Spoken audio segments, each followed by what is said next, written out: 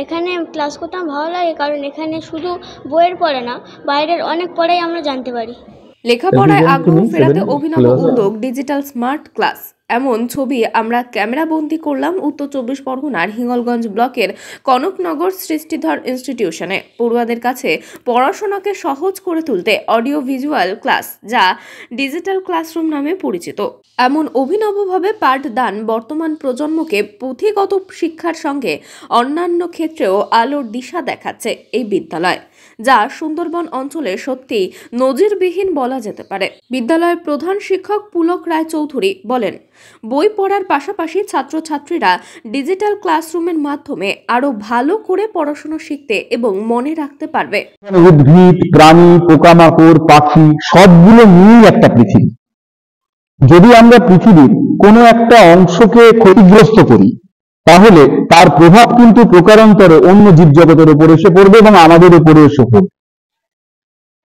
সুতরাং খাদ্য শৃঙ্খল বা ফুড চেইন বা এই যে পিরামিড, খাদ্য পিরামিড, একটু আগে যেটা নিয়ে আলোচনা করলাম। পাশাপাশি ছাত্রছাত্রীদের কাছে প্রশ্ন করা হলে তারা জানায়, এই ডিজিটাল ক্লাসরুমের মাধ্যমে পড়া সহজে যেমন বুঝতে পারে, পাশাপাশি নতুন নতুন তথ্য জানতে পারছে যেগুলি তাদের অজানা ছিল। এই ডিজিটাল ক্লাসরুমের মাধ্যমে পড়াশোনার মান অনেকটাই বাড়বে বলে মনে করছে অভিভাবক থেকে শুরু করে শিক্ষক শিক্ষিকারা। হিঙ্গলগঞ্জ থেকে আজিজুল শেখের রিপোর্ট, ইএস নিউজ বাংলা। ক্লাসরুমে ক্লাস করতে অনেক ভালো লাগে। এর থেকে স্যার আমরা স্মার্টলি সব কিছু জানতে পারি এবং স্যারেরা আমাদেরকে এগুলো শেখাতে অনেক সাহায্য করছে। ও আমরা চাই যে পরবর্তীকালে যেন এরকম স্মার্ট ক্লাস প্রত্যেকটি স্কুলে দাও। তুমি কি কি শিখছো এই স্মার্ট ক্লাস থেকে? স্যার আমি এই স্মার্ট ক্লাস থেকে স্যার অনেক কিছু শিখতে পারছি, যেগুলো স্যার বইতে মানে যা পাওয়া যায় না, সেগুলো স্মার্ট ক্লাসে জানা যায়।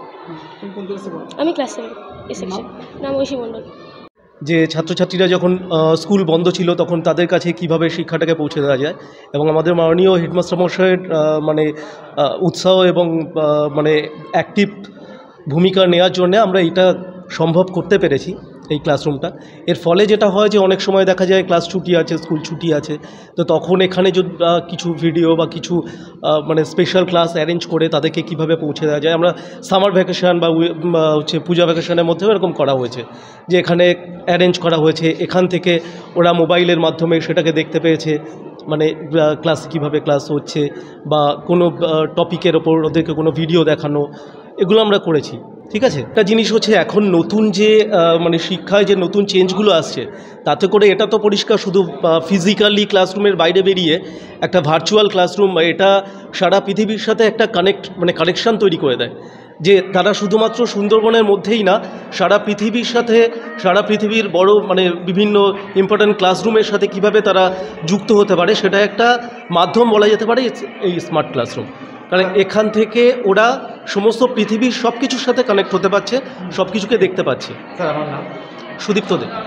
এই ক্লাসরুমটা বলতে গেলে সবসময় ভালো লাগে। আমি এখানে আগেও অনেকবার ক্লাস করেছি, এখনও ক্লাস করছি। এখানে ক্লাস করতে আমার ভালো লাগে, কারণ এখানে শুধু বইয়ের পড়া না, বাইরের অনেক পড়াই আমরা জানতে পারি। যেমন কোনো গুরুত্বপূর্ণ পড়া যেটা বইতে আমরা পাইনি, আউট নলেজ, জিকের কোশ্চেন, সব কিছু এখান থেকে জানি। আমরা শেখায় যখন ক্লাস করায় তখন আমরা এখানে থাকি অবশ্য, তা স্যারেরা এইটা দেখে এবং ক্লাস করে। আমার নাম ধীমান বর্মন, 7। উদ্ভিদ, প্রাণী, পোকামাকড়, পাখি সবগুলো নিয়েই একটা পৃথিবী। যদি আমরা পৃথিবীর কোনো একটা অংশকে ক্ষতিগ্রস্ত করি, তাহলে তার প্রভাব কিন্তু প্রকারান্তরে অন্য জীবজগতের উপর এসে পড়বে এবং আমাদের উপরে এসে পড়বে।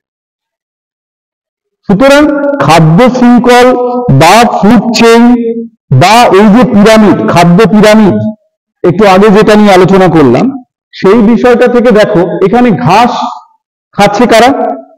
তোমরা সবাই সুন্দরবনের ছাত্রছাত্রী, তোমরা জানো, শুনেছো বড়দের কাছে যে হরিণ তাহলে কি খাচ্ছে?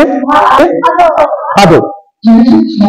সেই পিরামিডের নিচের স্তর থেকে উপরের পুষ্টি স্তরে প্রবাহিত হয়, উৎপাদক থেকে খাদ্য খাদক সম্পর্কিত জীবগোষ্ঠীর মধ্যে প্রবাহিত হয়, তাকে আমরা খাদ্য শৃঙ্খল বলি। একটা ফুল, একটা সুতো যদি কেটে যায় বা কোনো একটা পুঁথি যদি পড়ে যায়, তাহলে মালাটার কি অবস্থা হবে? নষ্ট হয়ে যাবে। তাহলে পরিবেশ আমরা 3 ভাগে 4 ভাগে ভাগ করেছি।